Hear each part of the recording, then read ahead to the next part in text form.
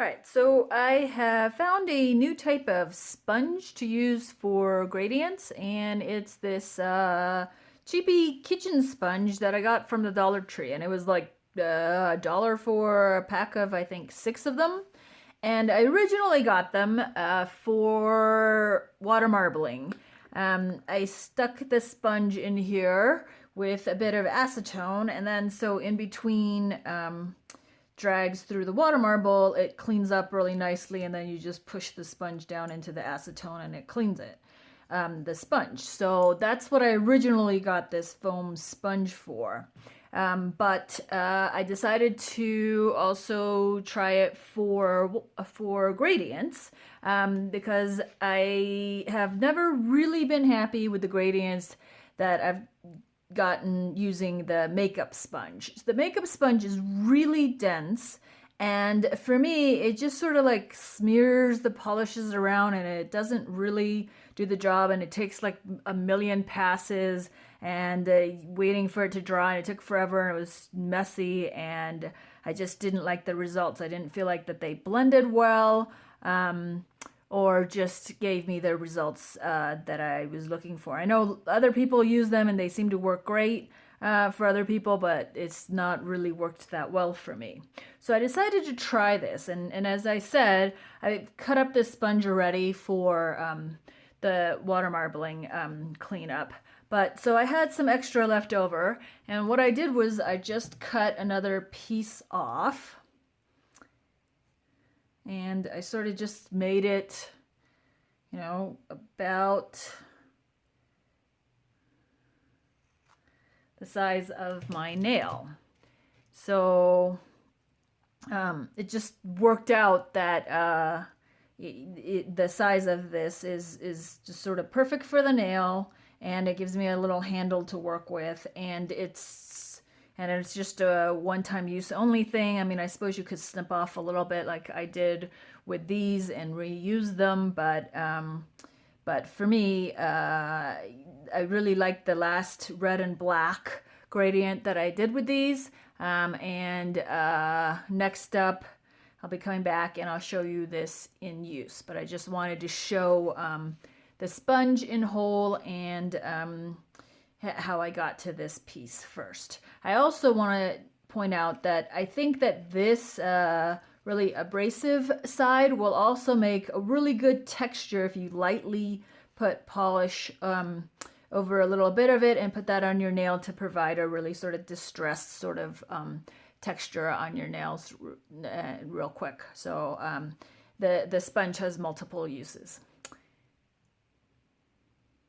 Okay, I'm back. I have my nails prepped with 2 coats of Zoya Cam and the Mani Defender, the pink one, and the piece of kitchen sponge. And before I start, I like to make sure that it's clean, and so I dab it on a lint roller first and make sure that there's no little fluffy things or what have you on the sponge itself. And so I like to use one of the colors of the gradient as my base, other than for neons where white really is better to make it pop.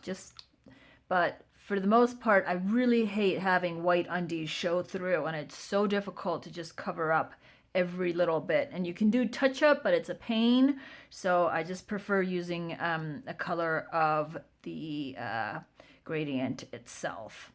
And so the other trick is for me to use the color of my base as the top color, because the hardest part to clean up is the cuticle area, right? So as much as I can, I try not to overload polishes there. So with this foam sponge, it's really quite porous and it absorbs a lot of polish, and you actually want it to be pretty darn wet so that it doesn't dry as you're doing it and have bits of the polish flake off on you. So I'm laying down quite a bit of polish and slightly overlapping. Okay, and I am just going to dab.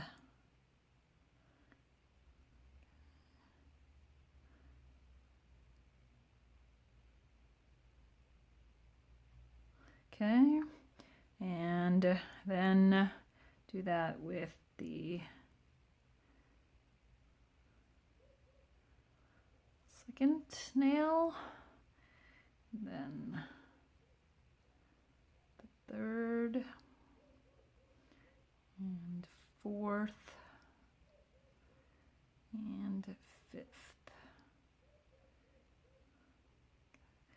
And getting to the fifth nail, the color starts, you can feel it start to get a little sticky, and you definitely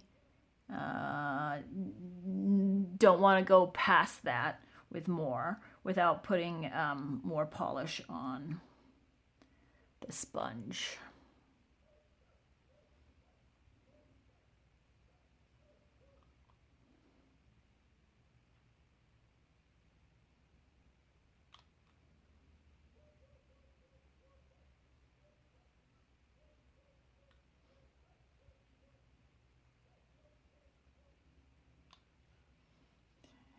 Do little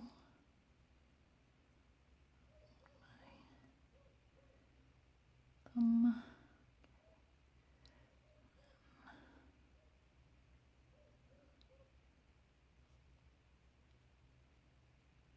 Okay, and because this is my last coat, I want to make sure that I have good even color. And so I'm going to add a little bit more to the sponge here to do the last two nails that didn't get as much color in the first coat.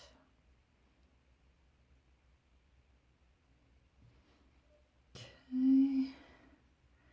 And now I am just going to let that dry a bit before I top coat, but I am really quite happy with